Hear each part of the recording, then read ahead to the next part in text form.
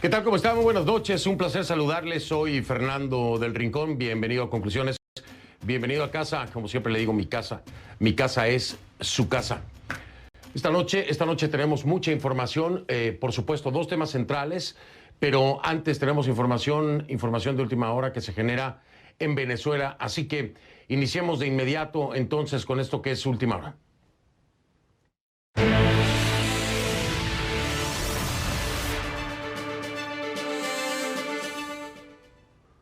Y la información de la que le hablo es que Raúl Isaías Baduel, le repito, Raúl Isaías Baduel, quien una vez fuera uno de los hombres de confianza de Hugo Chávez, murió en una prisión de Caracas. El exministro de Defensa de Venezuela falleció presuntamente víctima de un paro cardiorrespiratorio a causa de complicaciones derivadas del COVID-19. Esta información es la que da la ministra del Servicio Penitenciario del régimen de Maduro, Mirelis Contreras. Por eso le repito, presuntamente por un paro cardiorrespiratorio a causa de complicaciones derivadas de COVID-19. Esto lo dice la ministra del Servicio Penitenciario del régimen de Maduro, Mirelis Contreras. Baduel fue crucial en el regreso, como usted lo sabe, al poder de Chávez, tras el breve golpe de Estado de abril de 2002. Sin embargo, en 2007 se opuso a la reforma constitucional propuesta por Chávez y en 2009 fue arrestado. Un año después fue condenado a casi 8 años de prisión por un desfalco millonario durante su gestión como ministro de la Defensa. Y desde hace muchos años, la familia de Baduel sostiene que la condena contra el exministro ha sido injusta. CNN está intentando comunicarse con los familiares y la defensa de Baduel, pues para tener más detalles de su muerte. Por lo pronto vamos a ver si hay más información en este momento allá en Caracas y para eso me voy en vivo con mi compañera Osmari Hernández, que nos puede ampliar la información que hasta el momento le estaba yo dando acerca de esta noticia de último momento. Osmari, buenas noches, te saludo. Cuéntanos si tienes algo más de información en torno a este hecho. Fernando, buenas noches, un gusto saludarte. El primero en dar la información fue el fiscal general de la República, Tarek William Saab, lo hizo a través de las redes sociales, informando el fallecimiento de Raúl Isaías Baduel, exministro de la Defensa, y además asegurando que padecía de COVID-19 y que sufrió de un paro cardíaco. También es importante destacar que poco después reaccionó la ministra de Asuntos Penitenciarios, Mirelis Contreras, para pues ratificarlo, ya dicho por el fiscal general de la República. Raúl Isaías Baduel fue una figura muy relevante durante lo que fue el mandato del fallecido presidente Hugo Chávez. Fue ministro de la Defensa y tuvo un rol clave en lo que fue su regreso al poder tras un breve golpe de Estado ocurrido el 11 de abril de 2002 y su retorno se registró el 13 de abril de 2002. Según el Foro Penal Venezolano, se trata de la 10ª muerte registrada por parte de lo que es considerado por la oposición un preso político en poder del gobierno del cuestionado presidente Nicolás Maduro. Y pues también se han generado distintas reacciones por parte de voceros de la oposición, entre ellos el principal dirigente de la oposición, Juan Guaidó, quien destacó que esto, y abro comillas, fue un asesinato de la dictadura. También Enrique Capriles se pronunció en esta misma línea para condenar la muerte del pues exministro de la Defensa durante la gestión de Hugo Chávez, quien tenía 66 años de edad. Es importante destacar también, Fernando, que CNN ha hecho un esfuerzo para contactar por una parte a los familiares y también a la defensa de Baduel para conocer su versión sobre los hechos, para conocer pues qué información manejan directamente, y sin embargo hasta el momento no hemos obtenido respuesta, pero en este momento a través de distintas vías y fundamentalmente las redes sociales que están activas a esta hora, surgen distintas reacciones para pues reaccionar sobre este hecho de la muerte de Raúl Isaías Baduel, exministro de la Defensa, Fernando. También pues vamos a insistir para buscar mayor información, pero estamos seguros que esta información va a seguir generando repercusiones no solamente en el ámbito interno, sino también en el ámbito internacional. Por supuesto, Osmari. Es importante y lo quiero mencionar, por supuesto, con toda prudencia, pero hace unos minutos, en una entrevista vía telefónica en un medio local, esto no lo puedo confirmar de manera independiente, sin embargo, lo presencié, escuché la entrevista vía telefónica de la esposa de Baduel y ella asegura, sin presentar ninguna prueba, por supuesto, que Baduel no tenía COVID. Le repito y lo subrayo. Esto es una entrevista vía telefónica de la esposa de Baduel hace unos minutos a un medio local. De ninguna manera puedo confirmarlo de manera independiente, pero esta es una primera reacción que se escucha a través de una entrevista en medios locales negando que tuviera COVID, sin presentar ninguna prueba. Es solamente el dicho de la esposa de Baduel, basada también en testimonio de los hijos, pero hasta el momento no hay una prueba contundente que pueda sustentar lo dicho por ella, como de la misma forma tampoco hasta el momento hemos, al menos en CNN, recibido un parte médico por parte de las autoridades del régimen de Maduro, ni carcelarias ni de la Fiscalía, donde un médico certifique, al menos ese documento no tenemos el acceso, que la muerte ha sido como consecuencia de COVID-19. ¿Y por qué digo estos dos frentes? Porque ninguno de los dos tienen un sustento médico que pueda determinar desde un punto de vista científico cuál es la causa de muerte, sino lo dicho por el fiscal del régimen, lo dicho por la esposa de Baduel a un medio local. Así que aquí lo que hace falta es precisamente una pericia que certifique desde un punto de vista médico y clínico cuál fue la causa de muerte. En el momento en que tengamos acceso a ese documento, Osmari, podremos aclarar muchas cosas.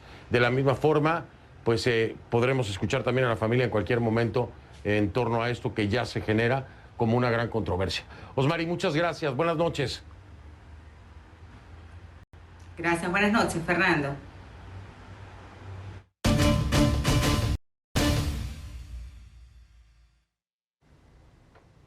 Y le pido que a partir de este momento me acompañe utilizando la etiqueta numeral Conclu Protestas BOL de Bolivia. El hashtag es Conclu Protestas Bol, el numeral, el hashtag Conclu Protestas Bol de Bolivia. Sus comentarios con esta etiqueta, por favor, a mi cuenta en Twitter, @soyfdelrincón, @soyfdelrincón, esa es la cuenta en Twitter, Conclu Protestas Bol. Es que el gobierno de Luis Arce es un polvorín en este momento. A ver, el gobierno promovió este martes un huipalazo en Bolivia frente a lo que el oficialismo considera intentos de desestabilización por parte de la oposición.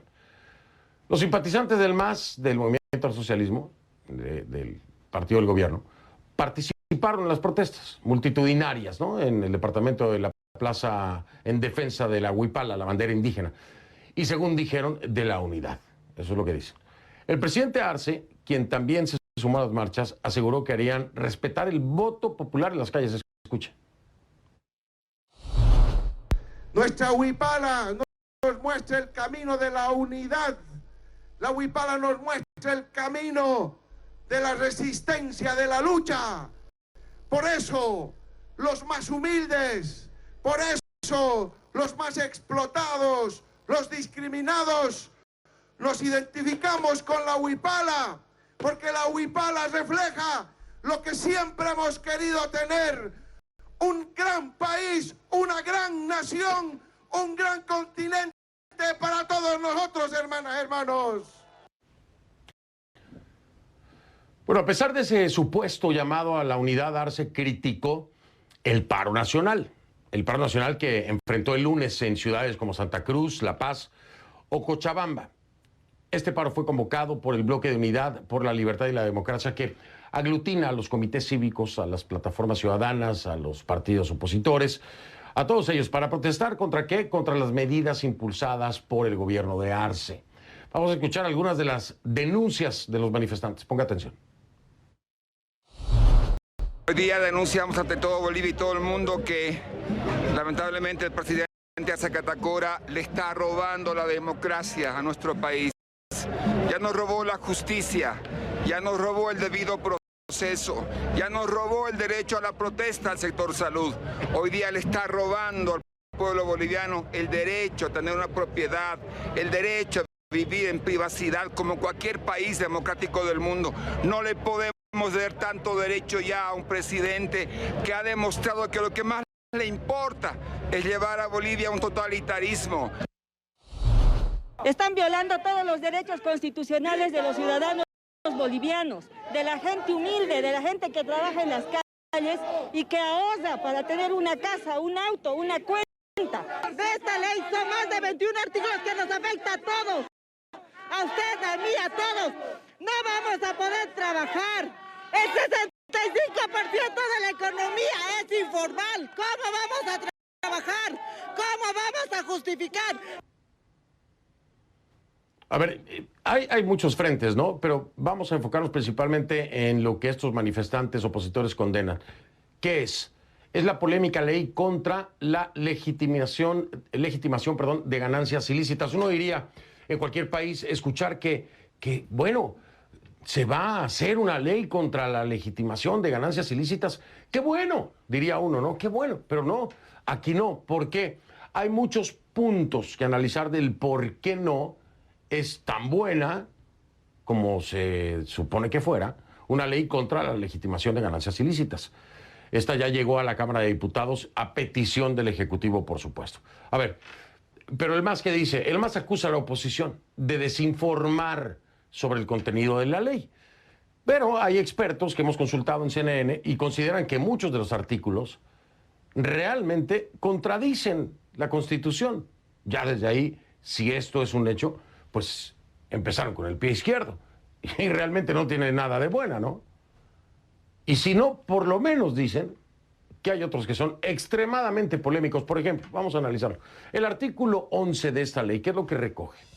Dice, abro comillas, no se podrá invocar, escuche, secreto profesional, reserva o confidencialidad en materia financiera de valores, seguros, pensiones, comercial, tributario, económico, notarial, registro civil, derechos reales, profesionales y otro cuando la UIF, que es la Unidad de Investigaciones Financieras, requiera información en el marco de sus atribuciones. Esta información será obtenida de manera directa en el plazo y condiciones que la UIF establezca al efecto, sin necesidad de orden judicial, requerimiento fiscal, ni trámite preciso alguno y estará libre de todo pago o costo judicial administrativo. Cierro comillas.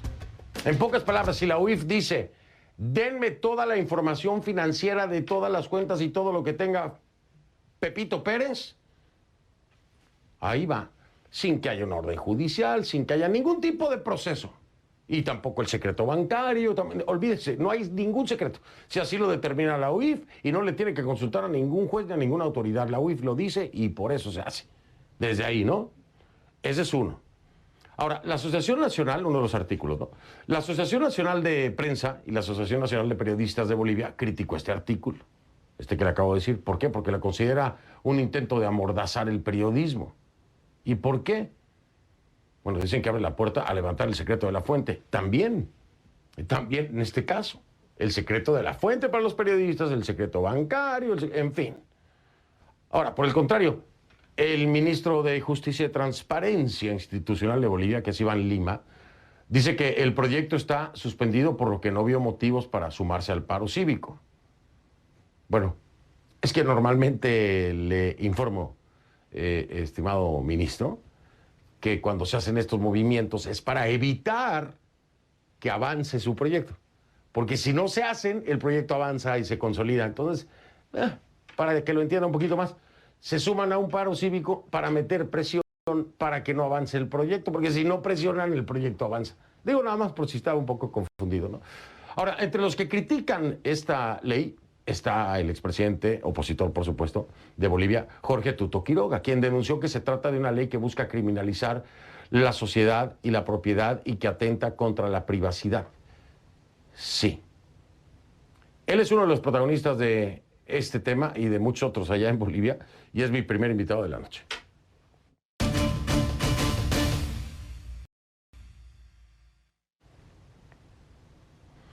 Le doy la bienvenida entonces a Jorge Tuto Quiroga, expresidente y exvicepresidente de Bolivia. ¿Cómo está, expresidente? Bienvenido. Gracias, Fernando. Un gusto, como siempre, estar en tu programa y por primera vez con tu nuevo formato y tu nuevo sistema de presentación. Muchísimas gracias, presidente, por fijarse tanto en esos pequeños detalles. Se aprecia mucho, se lo agradezco. Oiga, usted dice de entrada que esto es este proyecto de ley es una criminalización a la informalidad.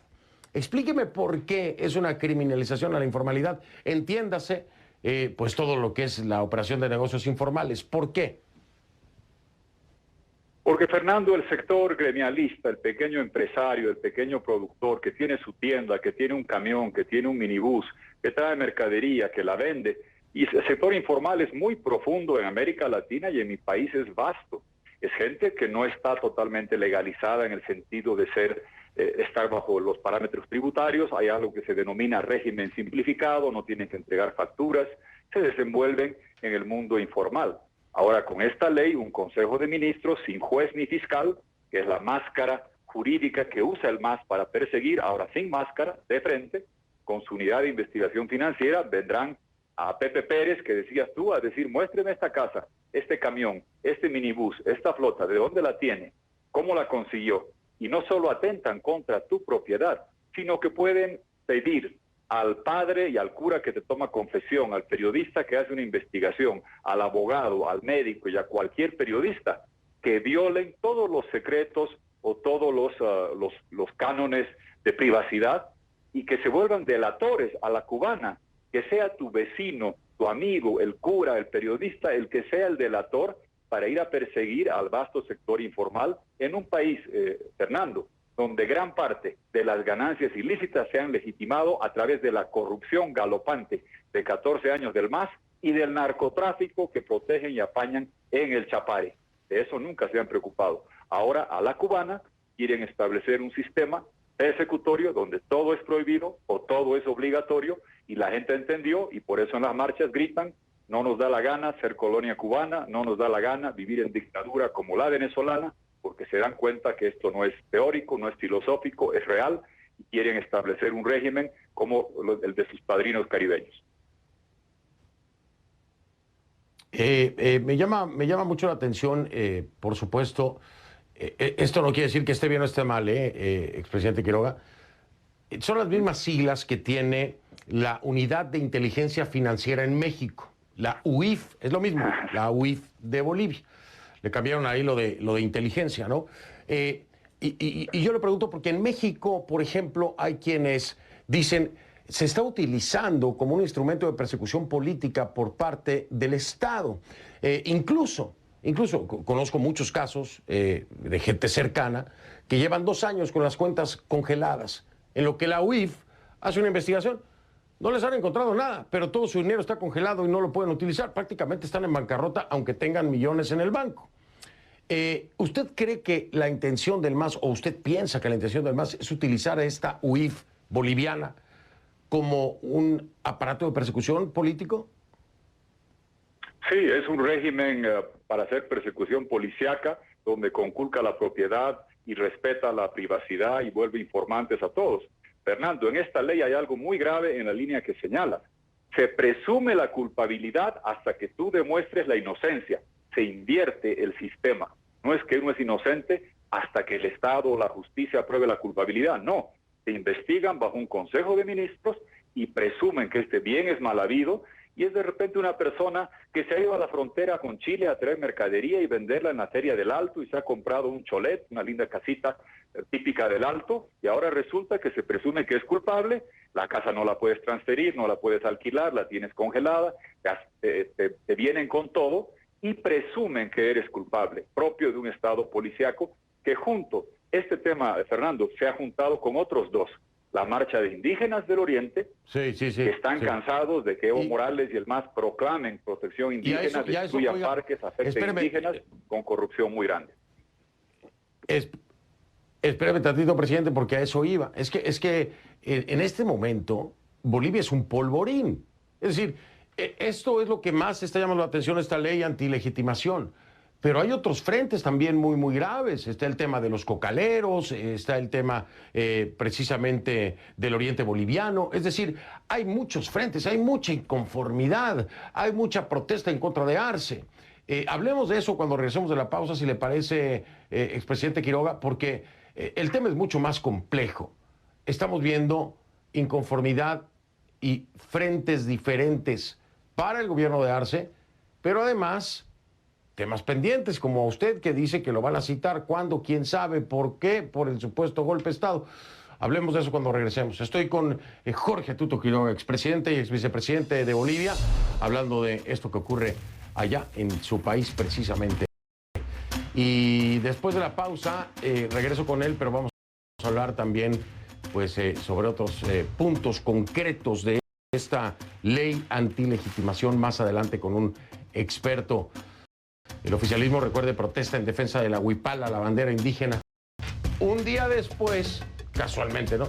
Un día después del paro cívico de la oposición.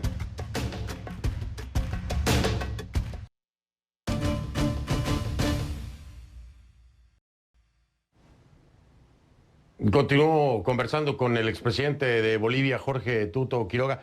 Oiga, le decía, expresidente, un polvorín Bolivia en este momento.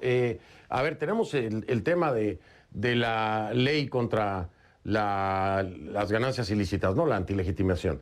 Tenemos el conflicto cocalero de los yungas, ¿no? Ese es otro que incluso llamó la atención hasta de Naciones Unidas, donde hablaron de uso excesivo de la fuerza, el alto comisionado de las Naciones Unidas para los Derechos Humanos. Tenemos también el tema del alcalde opositor, que es Mafre Reyes Villa, allá en Cochabamba. Tenemos también en la región oriental, en el oriente, sí, en el oriente boliviano, el intento de diálogo para defender el territorio y en contra de avasallamientos por parte también de estos grupos. Es decir, por todos lados se le están prendiendo las mechitas a Arce. ¿Qué está pasando? Fernando, muy simple. Arce ha supeditado su gestión de gobierno a la agenda de represión, persecución y venganza de Evo Morales, el faraón fraudulento fugado. Ese faraón que vive en jets, en helicópteros, en la Dolce Vita, que hizo fraude, que violó la Constitución, que fugó a México y que ahora ha vuelto y está buscando aplicar una técnica propia del libro de Orwell 1984. Para construir las mentiras del presente y hacia adelante, hay que borrar las verdades del pasado. Y esa es la agenda de Evo Morales. Borrar las verdades del pasado y zanjar cuentas con sus adversarios. Cocaleros de Yungas, para la gente que no conoce Bolivia, es allí donde se produce la coca legal, la tradicional, la de uso milenario. La del Chapare, la zona dominada por Evo Morales hace 30 años, esa coca se destina al narcotráfico. ¿Y qué quiere Evo Morales? Doblegar a sus adversarios de Yungas para manejar toda la coca y mezclar la suya, que se va al narcotráfico, con la legal de Yungas. Lo mismo, él se ha vendido como un ícono indígena. Pero lo de Yungas, ¿qué ha hecho él? Es el único que ha intentado hacer una carretera destruyendo un parque y afectando a indígenas. Pero lo de Yungas es una pelea por la dirigencia, ¿no? Es decir, le ponen ahí a Arnoldo Alanes, que es del gobierno, como nuevo dirigente, y ellos dicen, no, nosotros no queremos a este señor, nosotros queremos a Armin Yuta. Y ahí es que está la pelea precisamente, ¿que no? Así es, Fernando, y se apoderaron de la sede, hablando de expropiación. La sede de coca, los cocaleros de Yungas, la coca legal, milenaria, tradicional, le incomoda mucho a Evo Morales, porque expone y revela que la que él protege en el Chapare, como dice Naciones Unidas, más del 90% se destina al narcotráfico. Hizo copar la Asociación de Productores de Yungas, tomaron físicamente la sede con Alanes, con la gente de Evo Morales, pusieron a la policía, pero la gente de Yungas durante días marchó, combatió hasta recuperar su sede. Ahora están hablando los seguidores de Morales de abrir un otro mercado y buscar seguir atacando a los cocaleros de Yungas, que reitero, exponen la verdad de la hoja de coca en Bolivia. Esa de Yungas es de uso milenario, la del Chapare de Evo Morales es la que Naciones Unidas muestra que se desvía hace décadas al narcotráfico. Sacar de la competencia a los legales, que es ADEPCOCA finalmente. Oiga, me quedan 2 minutos, pero no quiero irme, no puedo irme sin decirle, ¿ya sabe cuándo lo van a citar supuestamente por el caso entre comillas, ¿no? Golpe de Estado. Ya sabe cuándo lo van a estar. ¿Se va a quedar? ¿Va a ir? ¿Qué piensa? Yo, Fernando, enfrento a la justicia azul de Evo Morales hace 15 años. He peregrinado por 25, 30 instancias judiciales. Me han montado un caso tras de otro. Aquí estoy, aquí me quedo. Y aquí me entierran cuando Dios disponga, al lado de mi hermano Mauricio en La Paz, o aquí me encierran cuando el faraón lo disponga. No hay ningún problema. Fernando, junto con en este polvorín está la persecución del señor Morales, pretender cambiar la historia diciendo que aquí hubo golpe. No, lo que hubo fue violación de la Constitución, fraude que él hizo. Tú cubriste todo eso, Fernando.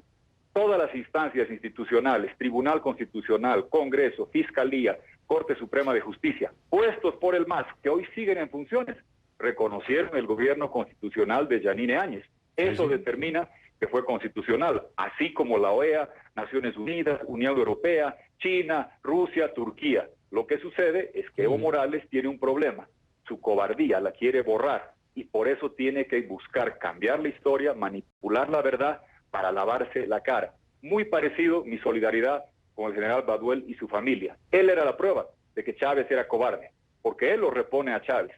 Y era un hombre muy complicado para el chavismo y por eso lo meten preso, porque era la prueba viviente de la cobardía de Chávez. La transición constitucional en Bolivia, como fue Baduel en Venezuela, es la prueba de que Evo Morales violó la Constitución, desconoció el referéndum 21F, hizo un fraude determinado y así señalado por la OEA a pedido de él, y después salió escapando. Llegó la transición y ahora quiere cambiar la historia.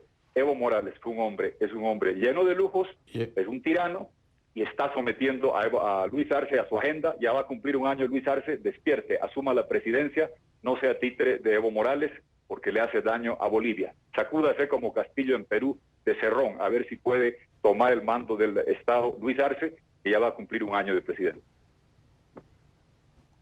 Sí, en un mes cumple, sí, un poquito menos de un mes cumple ya un año como presidente y seguimos, fíjese que es lo más triste, digo, ya por un tema de dignidad, ¿no? Y seguimos hablando de Evo Morales en lugar de estar hablando de Arce. Y yo digo nada más para que Arce lo tome en cuenta, pues, ¿de quién quiere Arce que hablen? ¿Del gobierno de Arce o que sigan hablando de Morales, que ya no es?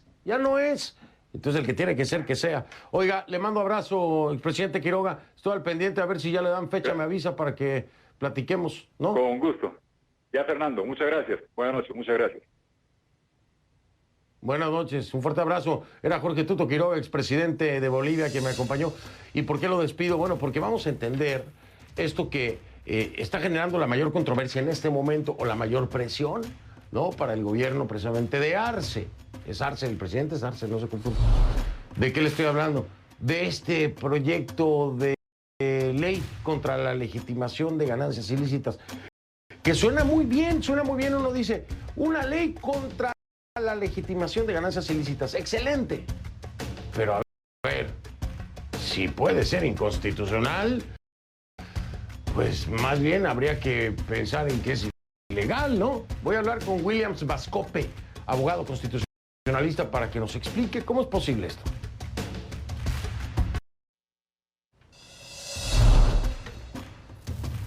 La aproximación de la tormenta tropical Pamela preocupa. En México las autoridades declararon riesgo alto en varios municipios, puesto que se espera que Pamela alcance categoría de huracán antes de llegar a la costa de Sinaloa este miércoles por la mañana, es decir, mañana por la mañana. En ese estado se esperan intensas precipitaciones, así como en el suroeste de Chihuahua, el occidente de Durango, Nayarit y la sierra occidental de Jalisco y el sur de Sonora. También se esperan olas de entre 3 y 5 metros. El Servicio Meteorológico Nacional y la Comisión Nacional del Agua, CONAGUA por sus siglas, llamaron a extremar las precauciones y a mantenerse informados, sobre todo eso, informados sobre las condiciones meteorológicas.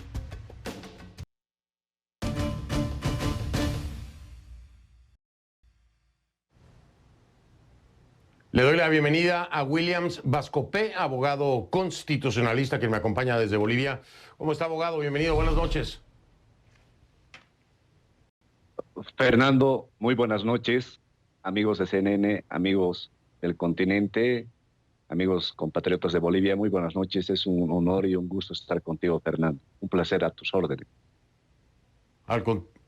Al contrario, el placer es nuestro siempre, el placer es mío.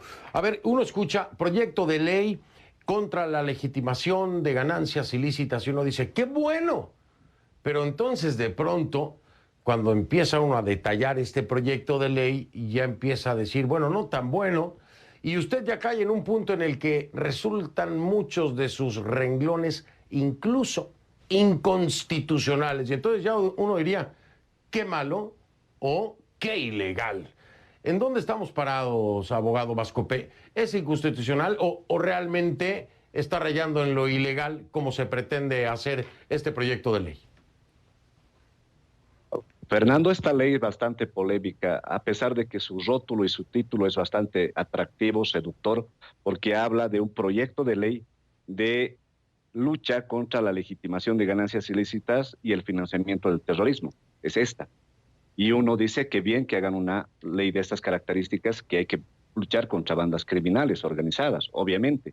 Pero uno empieza a leer y se da cuenta que no es tan bondadosa, porque el gobierno de Arce Catacora, sus diputados y senadores, dicen que esto no va a afectar a nadie de a pie, a transportistas, comerciantes, a gremiales y a gente de a pie, que esto va a ser para bandas criminales. Pero no es tanto así, Fernando. Yo te puedo leer unos cuantos artículos y te lo voy a demostrar. Por ejemplo, el artículo 3 dice ámbito de aplicación.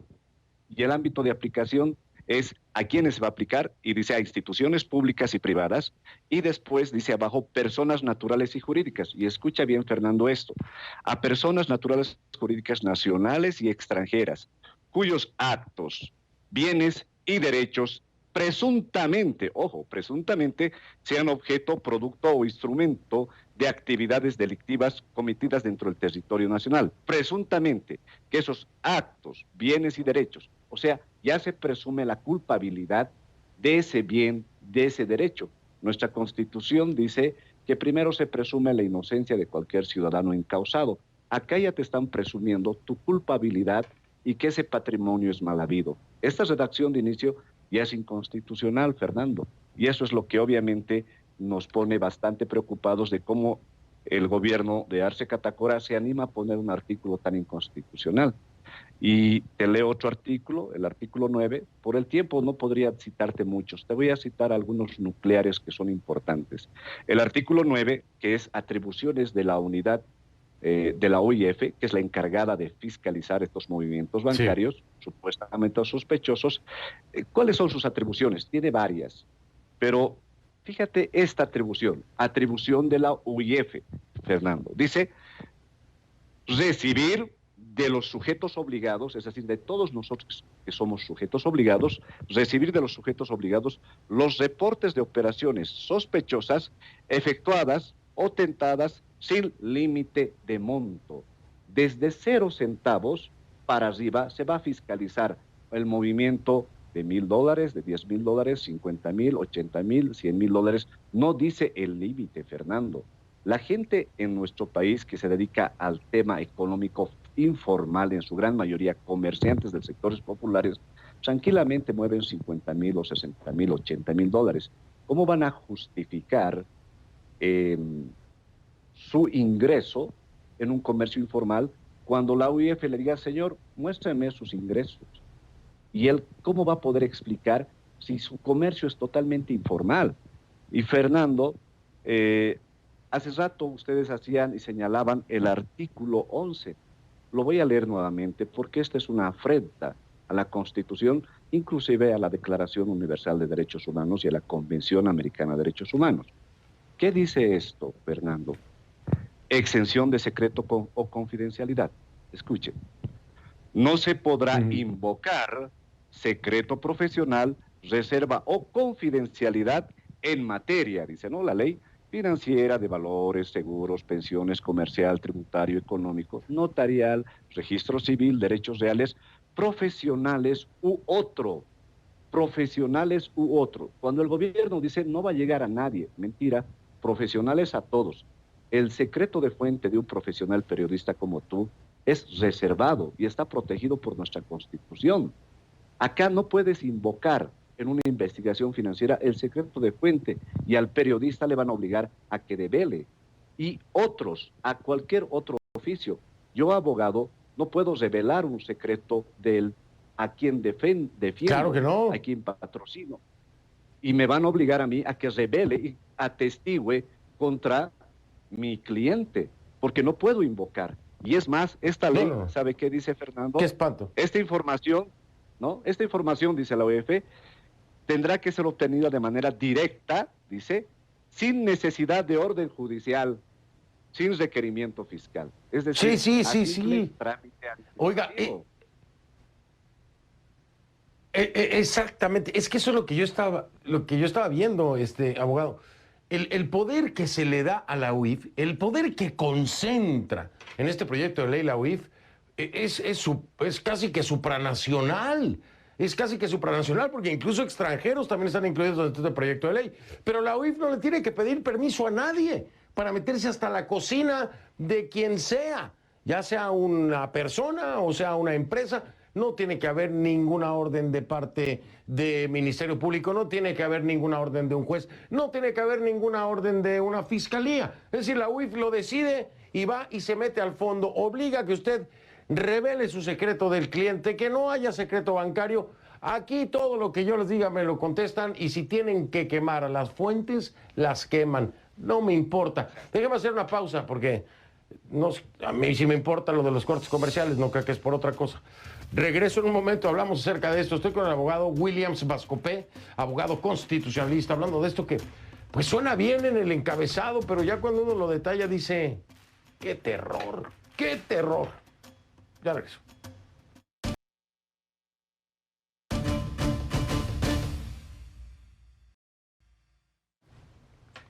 Estoy de vuelta con el abogado constitucionalista Williams Vascopé, quien me acompaña desde Bolivia. Y le decía yo de la UIF y el poder que se concentra en la UIF, pero no, porque me van a decir desde el gobierno de Luis Arce, pero el Ministerio Público sí está involucrado. Sí, pero a ver, vamos a detallarlo también. Congelamiento de cuentas, incautaciones, allanamientos sin trámite. ¿Qué es lo que dice esta iniciativa de ley, este proyecto de ley? Ministerio Público, con el apoyo de los investigadores policiales, va a poder acceder a toda la información, documentación física, informática que tenga cualquier persona natural o jurídica, de derecho público-privado, búsquedas de personas, allanamientos de lugares específicos, tomas de declaraciones, identificación de personas que controlan cuentas, rastreo de bienes, bueno, todo lo que se le ocurra, sin previo aviso al titular. Abogado, pero esto no es debido proceso, ¿o estoy equivocado? No, no es el debido proceso. Fernando, tú has leído el artículo 31, que tienen toda esa facultad, y lo pueden hacer sin avisarlo al juez, y recién después de 24 horas le van a avisar al juez, y eso deben explicarnos. Y además, Fernando, yo te aclaro lo siguiente: te pueden iniciar el proceso a simple denuncia, aunque sin monto, por una vendetta política, alguna situación de recelo con alguien, te denuncian, te congelan las cuentas, te embargan. Muy bien, eres sospechoso, pero tú entras a un proceso o te quieren extorsionar y tú no tuerces el brazo para que te extorsionen y te defiendes. Nuestra justicia no es de las mejores. 2, 3 años puede estar en juicio y te sacas, con la bendición de Dios, una sentencia absolutoria, y tú tienes todo el derecho de procesar a ese funcionario corrupto de la UIF o ese fiscal corrupto que te ha querido extorsionar. Tienes todo el derecho de pedir el resarcimiento, y además es una denuncia totalmente falsa. ¿Sabe qué se han puesto en este proyecto de ley, Fernando? En el artículo 15, numeral 4, si tú quieres denunciar a estos funcionarios corruptos, escucha esto, Fernando.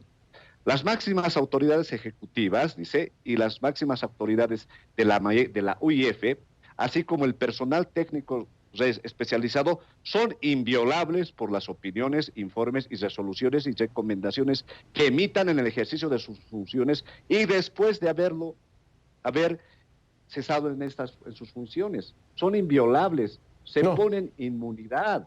¿Se imagina eso? Más que un diputado, un senador. No se los puede denunciar. No lo creo. No, o sea, abogado, ya no me diga más, no se lo puedo creer. Intocables, además, blindados. O sea, como los dioses del Olimpo, no los puede tocar nadie. Aunque sean, posiblemente, no los puede instrumentos de persecución de un aparato del Estado. Oiga, me tengo que ir, abogado. Espero que además, tengamos la noticia de que, bueno, van a tener que tumbar este proyecto de ley, ¿no? Breve, por favor. Bueno, hay movilizaciones que con justa razón han salido a reclamar esta situación, porque también ya hay situaciones, por ejemplo, en el artículo 31, que el Poder Ejecutivo asume papeles de investigador como si fuera fiscal. Quiere que se lo lea un pedacito solamente. Por ejemplo, dice esta ley, el Ministerio de Justicia... Abogado, me tengo que ir. De Estado, está bien. Perdón que le interrumpa, pero me tengo que ir, por eso lo despedía, pero lo dejamos pendiente, vamos, esto espero que no vaya para largo a beneficio de los bolivianos y las bolivianas, pero si va para largo lo voy a volver a invitar para detallar más todavía esto. Le mando abrazo, le agradezco su tiempo, mil gracias por acompañarme. A ustedes, Fernando, un abrazo, fuerte cariño a todos y obviamente libres y dignos en este país. Un abrazo. Gracias, Williams Vascopé, abogado constitucionalista, me acompañó. Ya regreso. Soy Fernando del Rincón, lo veo mañana. Muchas gracias. Pásela bien.